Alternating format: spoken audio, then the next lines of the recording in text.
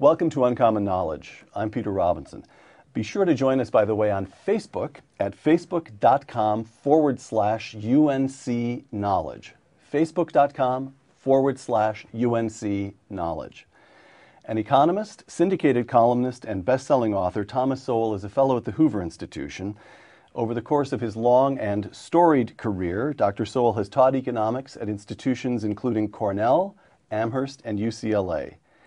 Dr. Sowell's latest book, a revised and updated version of his classic volume, Basic Economics. Here is the first edition of Basic Economics, and here is the new edition showing that Tom Sowell never rests.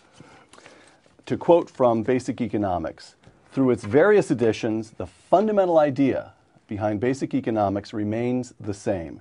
Learning economics should be as uncomplicated as it is informative, close quote. Welcome, Tom. No charts, no equations, all words, plain English. That's right, no graphs. No graphs, no graphs, all right. Well, would you help me to uncomplicate a few things today? All right. All right. Segment 1, the present crisis. Now, I posted notices several places that I'd be interviewing you and asked folks for questions and got overwhelmed with questions. I can only offer a few, but here are some. From Ken Sweeney of Ricochet. This is the basic of the basics. How is wealth created? And why does the United States have the highest per capita GDP of any major country? Wow. Well, how many years do I have to answer this question? It's television. You've got about 90 seconds at the most. Oh, I guess wealth is created when the circumstances are such that people who know how to create it are free to do so. One of the things that pains me in the current crisis is people saying that Congress really needs to do something to make the economy recover. No, they need to let the economy recover. That the economy did not get to be the biggest in the world by politicians doing things. All the millions of other people whose names we don't even know, those are the people who made it the biggest economy in the world. And if politicians will get out of their way, we can and let the economy recover, it can do that. Tom, we've been talking about the crisis. Let's take a step back. 1983 until 2008. The American economy experiences a quarter of a century of nearly uninterrupted economic growth. Then, beginning in the autumn of 2008, trouble. What went wrong? Well, actually, it started much earlier, and I think it was the housing boom, followed by the housing bust, which occurred in 2006. 2006, much earlier. And so the reverberations of that is, there are people out there who had trillions of dollars invested in securities based upon mortgages.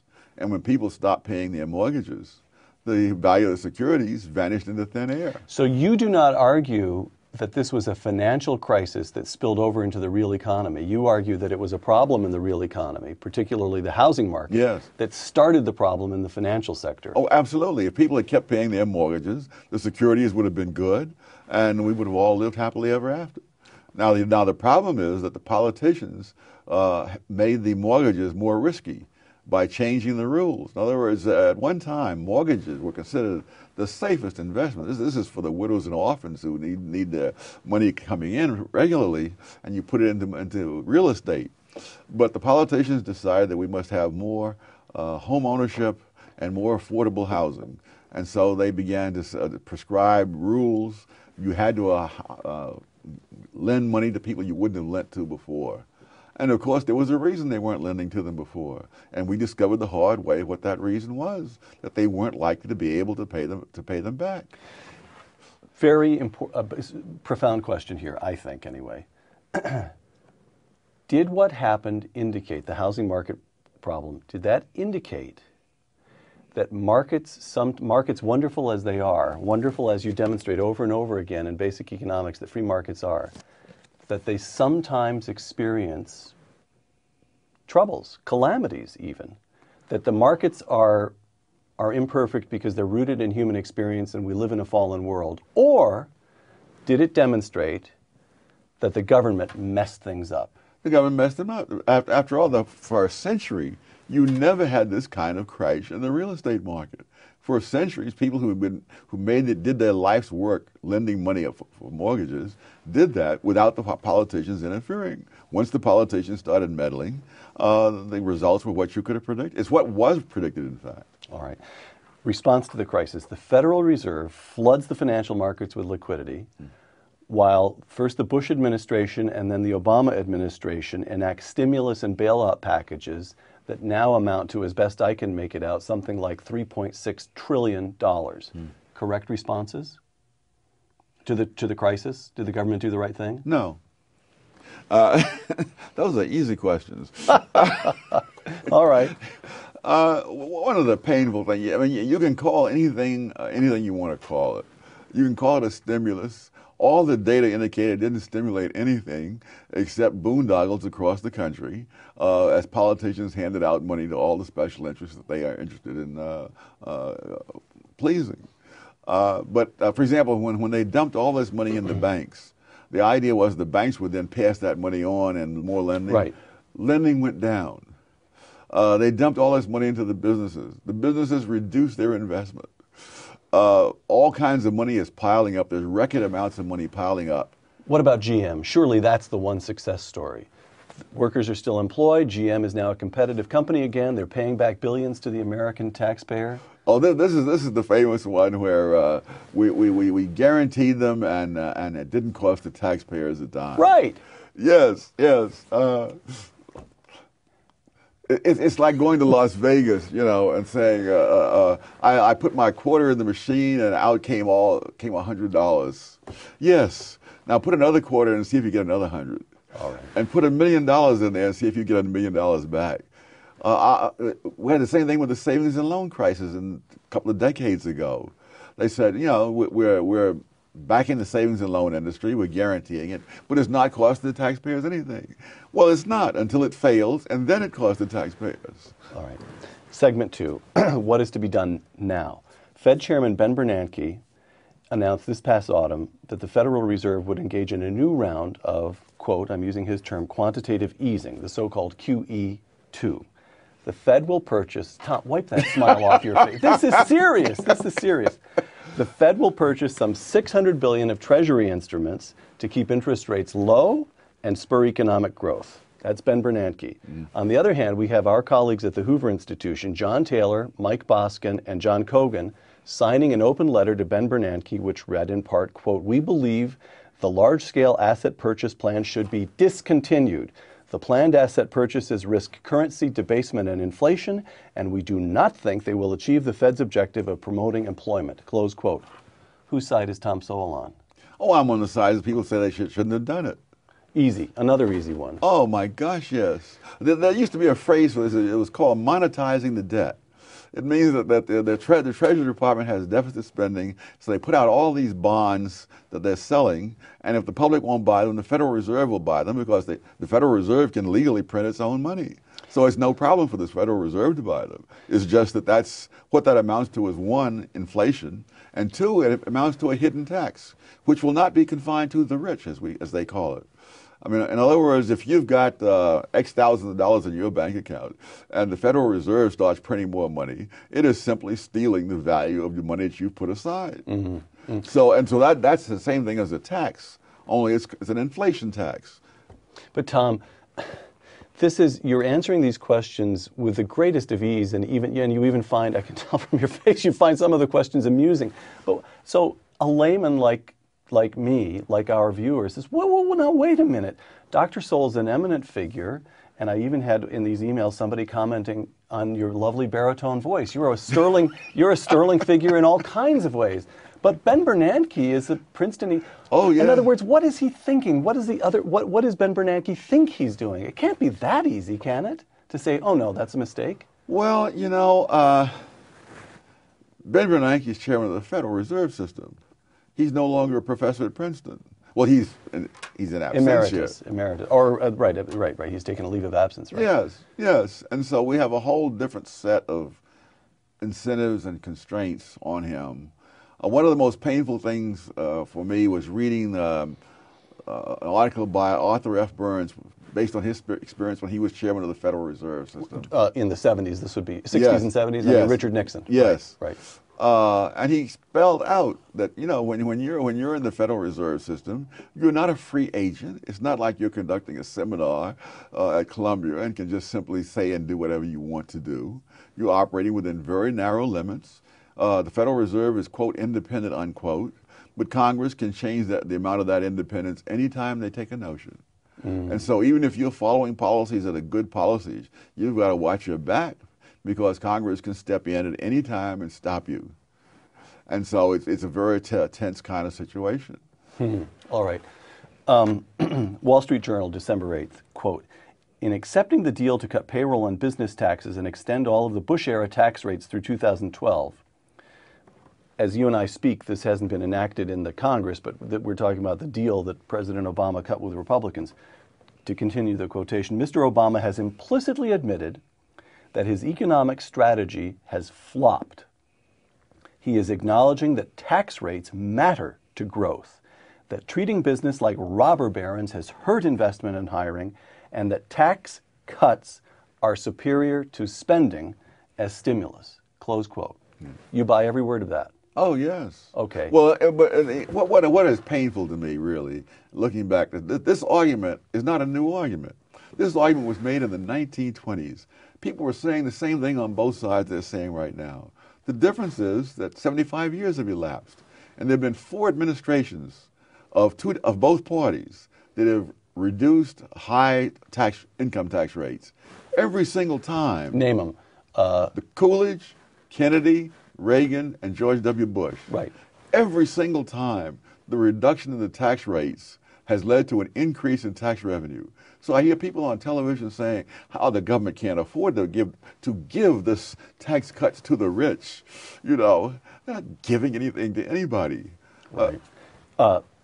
Here's a question about Ricochet contributor Steve Manasek, quote, it's as close to dogma as there is among conservatives that cutting taxes, particularly marginal rates, spurs economic growth.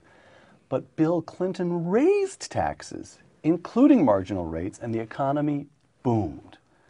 Do tax rates really matter to economic growth? And if they do, how do you explain the Clinton expansion? I haven't looked at the Clinton expansion, but I know that the Clinton, quote, surplus taxes, those laws are passed in Congress. All spending and taxing bills originate in the House of Representatives. Right. And when the House of Representatives is in the hands of the opposite party, I don't know how any president can take any credit for whether there's a surplus or not. Okay. Milton Friedman defined a surplus as when the money comes in so fast that even Congress can't spend it. That's true. Segment 3, healthcare. Let me give you a quotation and a fact. The quotation comes from you in Basic Economics. Quote, a long-standing staple of political rhetoric has been the attempt to keep the prices of medical care reasonable or affordable. Yet the amount of resources required to supply the things we want are wholly independent of what we're willing to pay. It is completely unreasonable to expect reasonable prices. That's the quotation. Here's the fact. The United States devotes 17% of its GDP to healthcare. The next country down in that is Switzerland at about 11% of its GDP. So we devote something like 50% more than the next country down. Now, surely it's not unreasonable to suggest that we're just spending too much. The question is, when people are spending their own money, I don't know how third parties can say it's too much. Well, ironically, Rahm Emanuel's brother, who's a doctor, has on board for this whole Obamacare thing.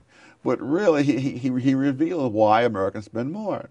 Americans don't, when they go to a hospital, they are in private or semi-private rooms more often than in countries on government health care. And so instead of being in a ward, you're in your own private or semi-private room. It costs more. American doctors are more readily available. There is less waiting time. Some people prefer to pay in money and others in waiting time. Now, when you have a painful disease and the government tells you there's a 6-month waiting list, that you're paying in a different way. It doesn't show up in the statistics. But you may not even live the 6 months, depending on what you have. So we pay more and get more. That's it. That's it? That's all there is to it? That's it. You don't want to say, but at the same time, our system is terribly inefficient in various ways? No, it's not inefficient for people to buy what they want.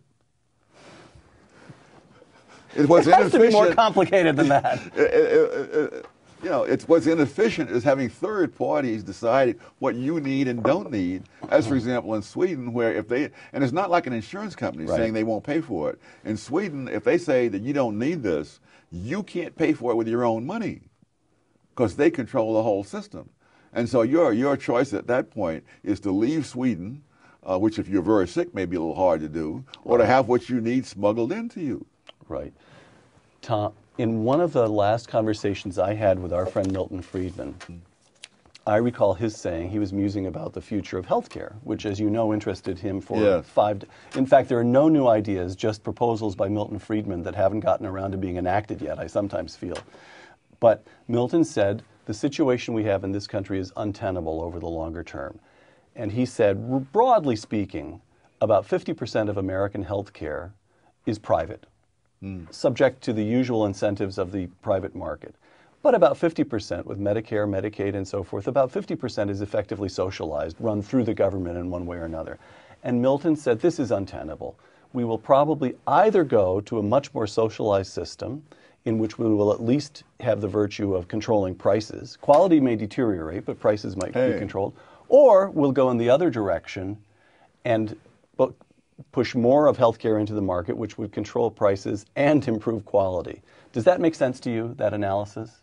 Yeah. It's about 50-50, but it's untenable that we're at I don't know why it's untenable. It's one of the few times I'm sure if he were here, if he were here, of course he'd say I misstated it or. Yeah. But when people want something, and when I was in the hospital last, I had a private room. No doubt that costs more than if I were in a ward. Right. Particularly as in Britain, where you can be ignored by the nurses. The women in Britain, one of the scandals is that they are having their babies in the hospitals, but not in the delivery room. I mean, they're having their babies in the hallway and the elevators because they're calling for the nurse, and the nurse will get around to it when she feels like it. And the baby is not going to wait. Okay, let me ask you then a question about practical politics. One of the points you make in basic economics is that the government, politicians, face incentives the way ordinary actors in the free markets face incentives. Yes. So here's a question.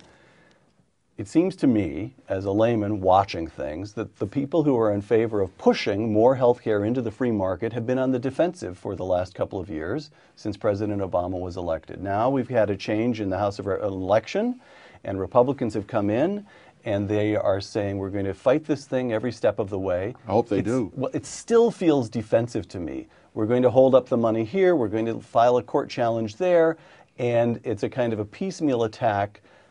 How can the terms of the debate be changed, if indeed they can, so that the argument for the market becomes dominant and unself-conscious and aggressive in a certain sense? Well, that would require articulate Republicans. All right, on to the next question. No. Well, are you encouraged when you look at the current Eric Cantor, these new people who've emerged in the House? I must say I saw Chris Christie, governor of New Jersey, for the first time. I thought, my gosh, an articulate Republican.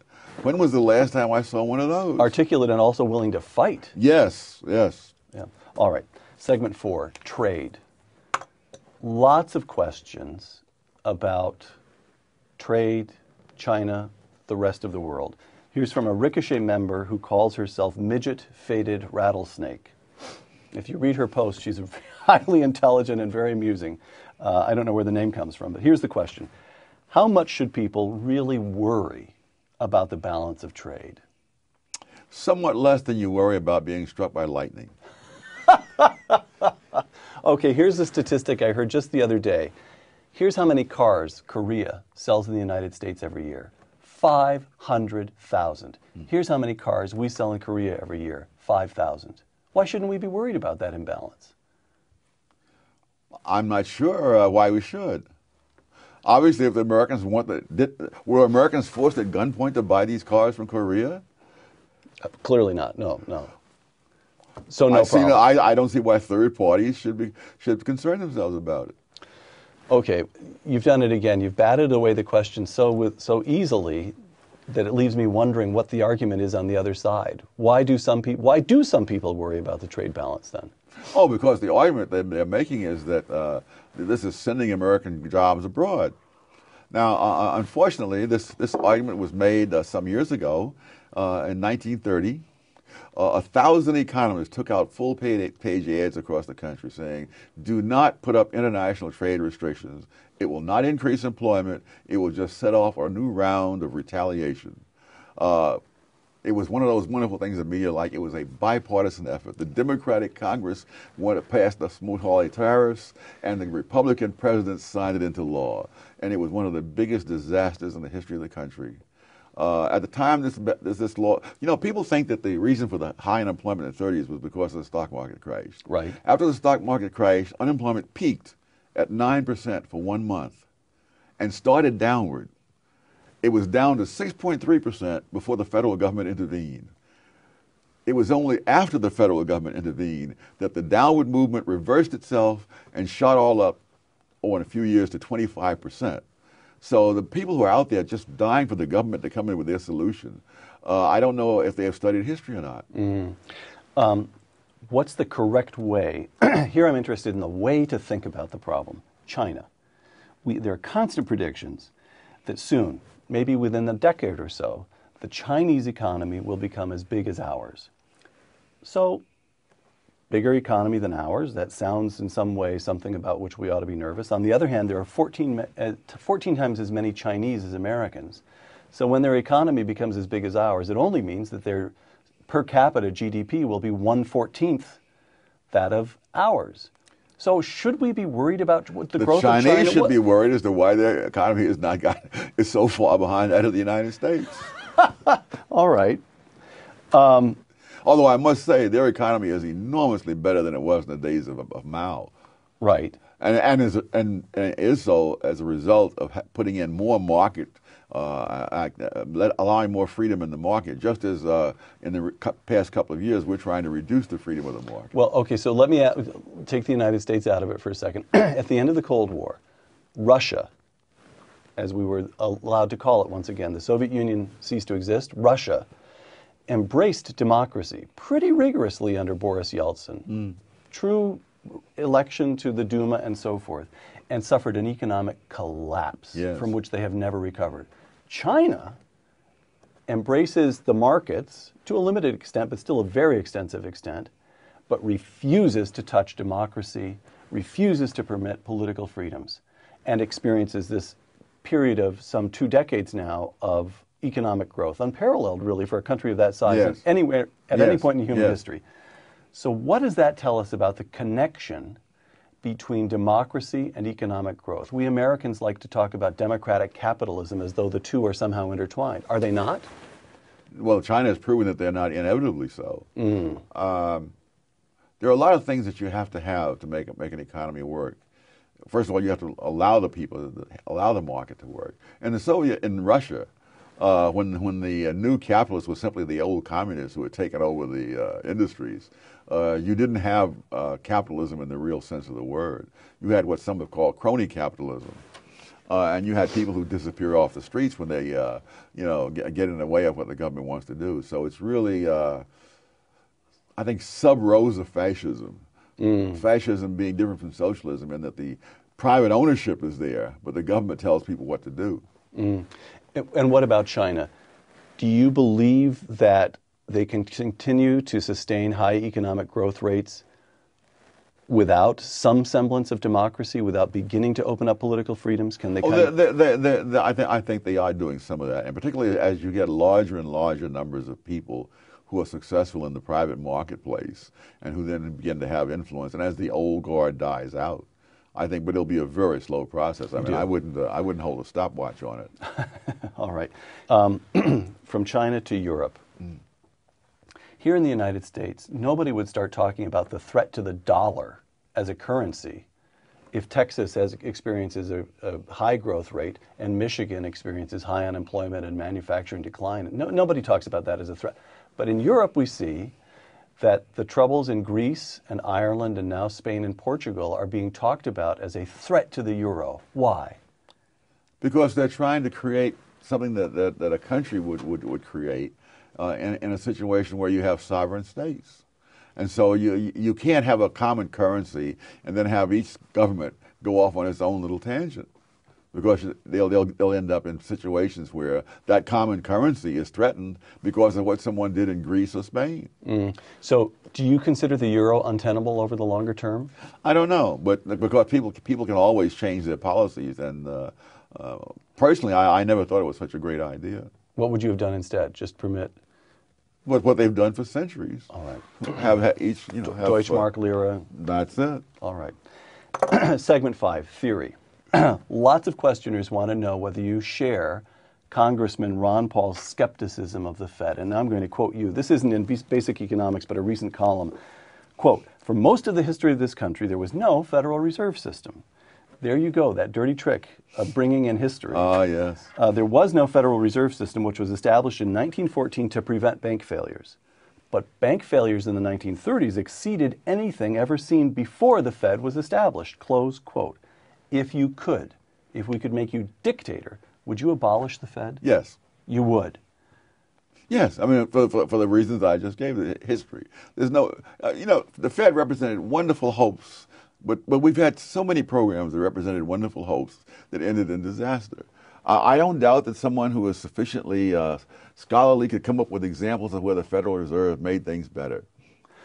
But the question is, overall, what was it supposed to do? It was supposed to do not only prevent bank failures, it was supposed to prevent huge changes in the money supply, in particular, great deflations. Right. The greatest deflation in American history occurred under the Federal Reserve System. There was a crisis in 1907. J.P. Morgan, the original J.P. Morgan, called the other bankers into a room, supposedly locked the doors, and said, "We've got to do something or we're going to all collapse." And they did something, and they didn't all collapse. But the progressives were shocked that one man could come in and take command of the situation, and especially someone who wasn't even in the government. Right. So what would you do? You'd move us back to the gold standard, or you'd let banks issue their own currencies the way they did up through the Civil War? Say I could. Well, they weren't doing any of those things as of the time the Federal Reserve was created. We were on the gold standard, though.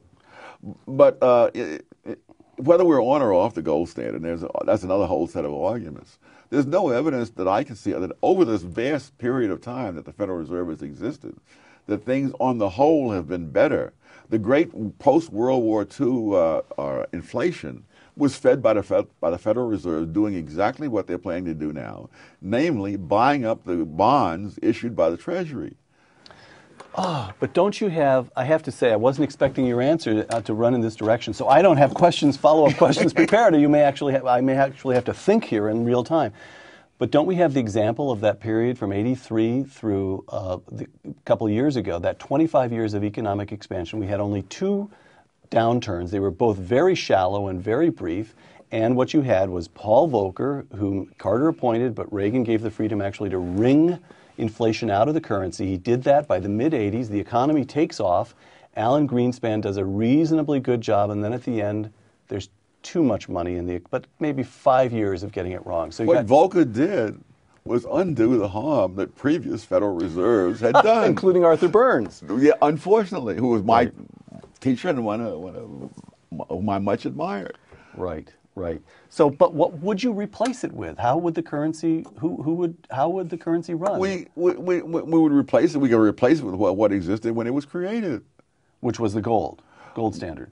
Well, maybe the gold standard, but maybe not. But there's no evidence that what would you replace it things always bother me. They do? When someone removes the cancer, what do you replace it with? Okay. All right. Closing few questions here that didn't really seem to fit in, but they struck me as good questions.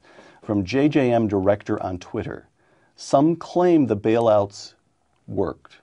We have the banks recovering now. You mean banks have never recovered before? All right, thank you very much.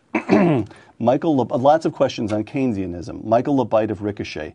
What explains the allure of Keynesian economics excuse me, we've already said that this effort to stimulate the economy, Obama's first 2 years, that was essentially Keynesianism. So just to tie that in to what we've discussed earlier.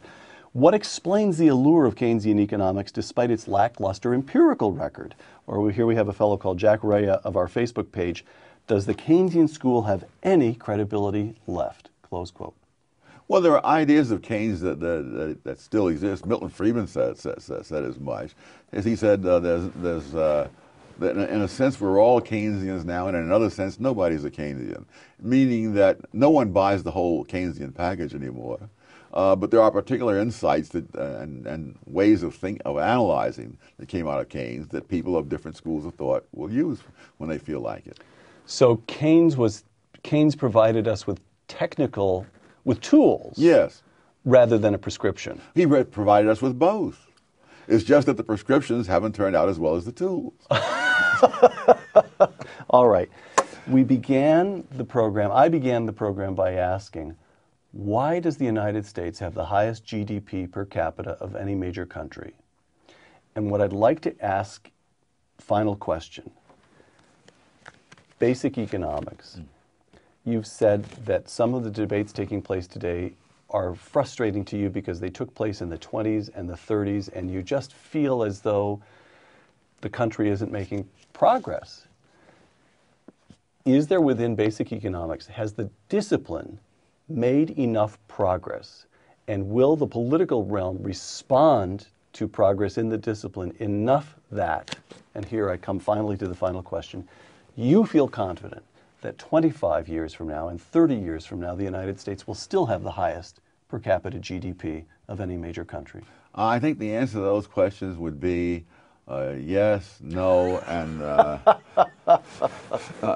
no. With an addition that, fortunately, I'm at the age where I don't worry about what's going to happen in 25 years. Well, okay, but you have children. That gives me the. Are you optimistic about No. it? You're not. The problem is not that the profession hasn't reached a level of understanding. I think if the average citizen understood economics as well as it was understood by economists 200 years ago, most of the nonsense that's done in Washington would be impossible politically. Economists have very little influence in that sense. The people in Washington decide what they want to do, and they find an economist who will go along with it. But Tom, the Tea Party just arose out of nowhere. We just had a tidal wave in which the Republicans won 61 new seats in the House of Representatives. Yes. They have a majority of 49 seats, which is the biggest majority the GOP has had in decades. Nobody supposes it was because they were Republicans. Right. It's because of anger at the nonsense. Doesn't that give you some glimmer of hope? Yes. Because if Obama had retained the power that he had before the election, I think I would have been more than pessimistic. I would have just been despairing. All right. Dr. Thomas Sowell, the non-despairing Dr. Thomas Sowell, author of the 4th edition of Basic Economics, which I have already bought for my college-age student at home. Thank you very much. Thank you. I'm Peter Robinson for Uncommon Knowledge and the Hoover Institution. Thanks for joining us.